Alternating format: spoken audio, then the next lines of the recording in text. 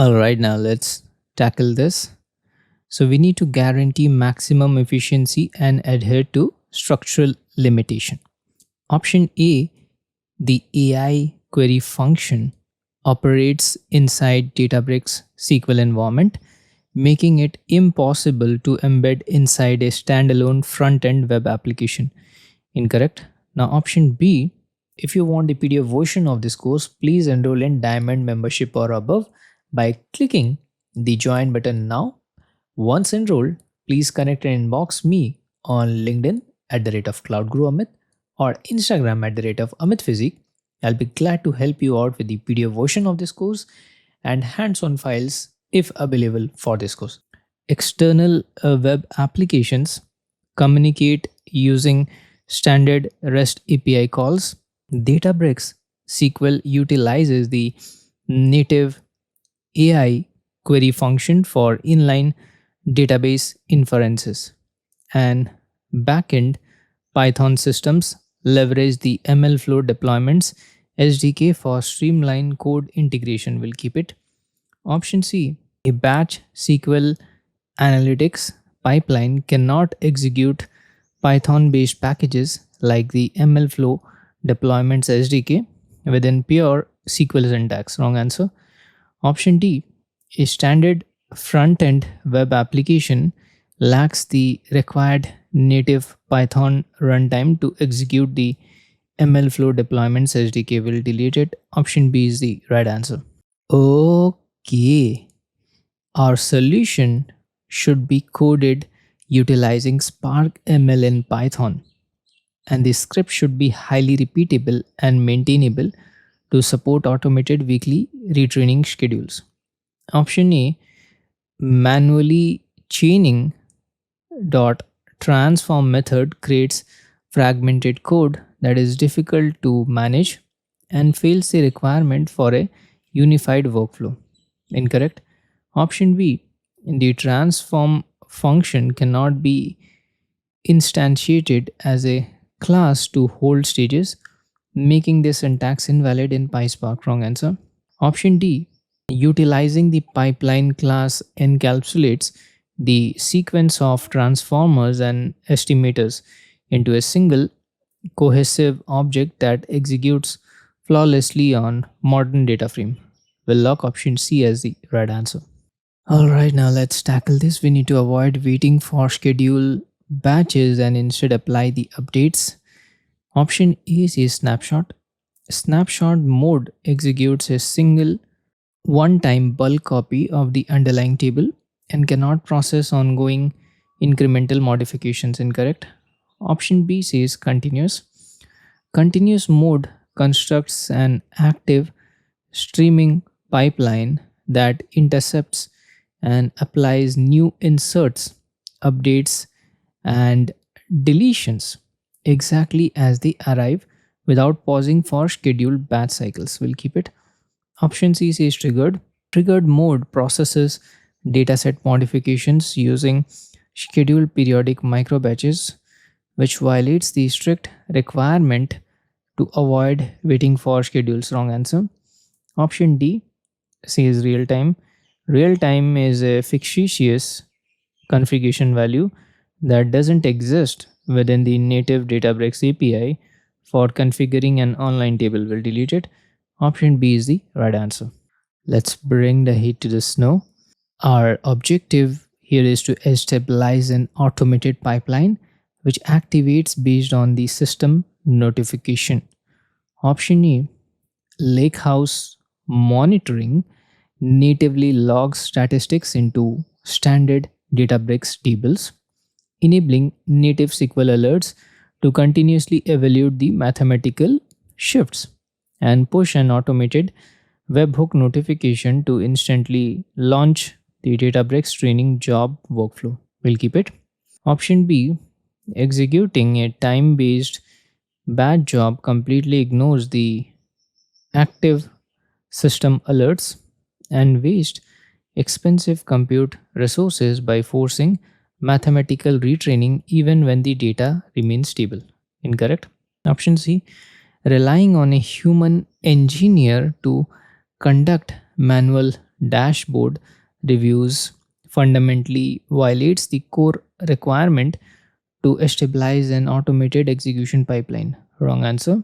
Option D, inserting a new version into the model registry utilizing append mode without executing the actual training scripts is mathematically impossible and will never adapt the algorithm to the shifted data patterns. We'll delete it. Option A is the right answer. All right, now let's tackle this.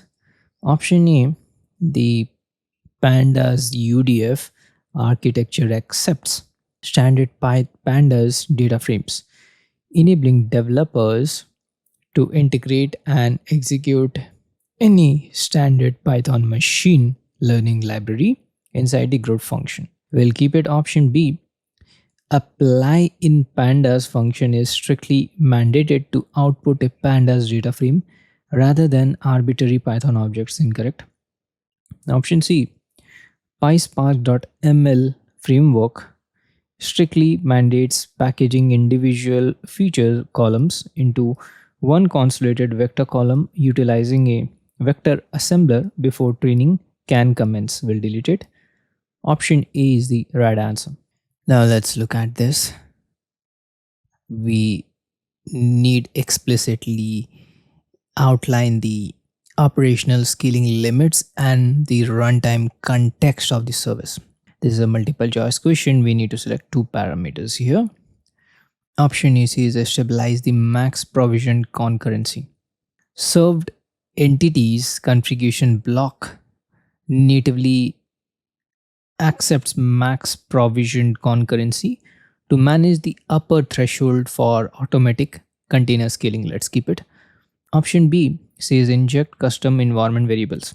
The environment vars mapping field allows engineers to securely pass environment variables like API keys or endpoint URLs into the model container at runtime. Let's keep it. Option C says enforce a strict max latency threshold. The Databricks serving infrastructure manages request timing internally and doesn't expose a user configurable max latency parameter within the bundle schema. Incorrect. Option D says select the exact CPU type.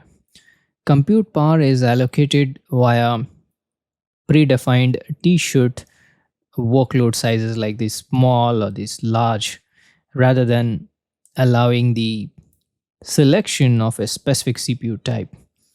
We'll delete it. Option A and B are the right answers. Here we go with a brainstorming question. Option A, endpoint health matrix track individual model performance, meaning the P99 latency is not diluted by other distinct models hosted on the same cluster. Incorrect. Now option B, P99 latency dictates that exactly 99% of requests complete faster than the stated time frame, making it mathematically impossible for half the request to exceed it. Incorrect. Option C, Databricks model serving only measures the internal computational time, meaning the round trip network latency from external servers always add extra delay to final user experience. We'll lock option C as the right answer. All right. Now let's tackle this. We need to register the final asset into Unity catalog. Option A, compressing files and bypassing ML flow tracking breaks automated deployment pipelines and version control mechanism. Incorrect. Now option B, utilizing mlflow.pyfunc.log model with the artifacts parameter natively binds the external files to the model package for seamless retrieval during servings. We'll keep it. Option C, relying on relative file paths fails during deployment because the internal folder structure changes when the model moves to a serving endpoint. Wrong answer. Option D, applying mlflow.pytorch.log model is the wrong flavor for a custom PyFunk wrapper, and manual file duplication breaks automated versioning. Incorrect. Option B is the right answer. Now let's look at this scenario here. We got to stabilize a testing framework that minimizes manual intervention and guarantees effortless long-term maintenance. Option A, utilizing percentile sh command restricts testing to manual, interactive notebook execution and completely fails to integrate into a standard automated CI/CD workflow. Incorrect. Now, option B, requiring human engineers to open a web terminal to manually launch tests before committing code completely violates the core requirement for a highly automated system. Wrong answer.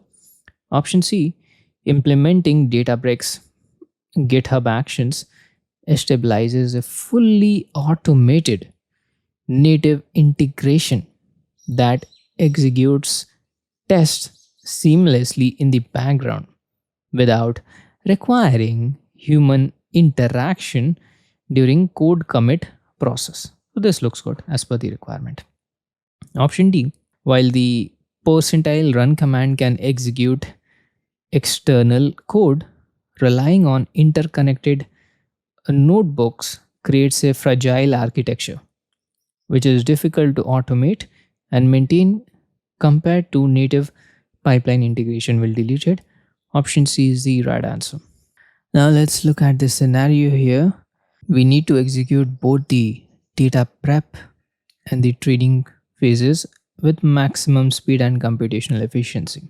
Option A, Spark is the undisputed industry standard for executing massive distributed data transformations at high speed, while Ray is purpose built to scale PyTorch workloads seamlessly across cluster resources. Let's keep it.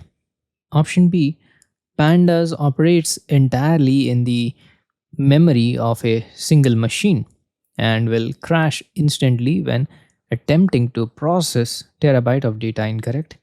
Now option C, Spark ML lib lacks native highly optimized deep learning scaling capabilities, making it inferior to Ray for training advanced PyTorch neural networks. Wrong answer. Option D, Ray possesses while Ray possesses some baseline data manipulation features, Spark possesses a vastly superior and fast execution engine for jointly massive complex datasets. Well, deleted option A is the right answer. If you want the PDF version of this course, please enroll in Diamond membership or above by clicking the join button now. Once enrolled, please connect and inbox me on LinkedIn at the rate of CloudGuru Amit or Instagram at the rate of Amit Physique. I'll be glad to help you out with the PDF version of this course and hands-on files if available for this course. Thank you so much for watching this video.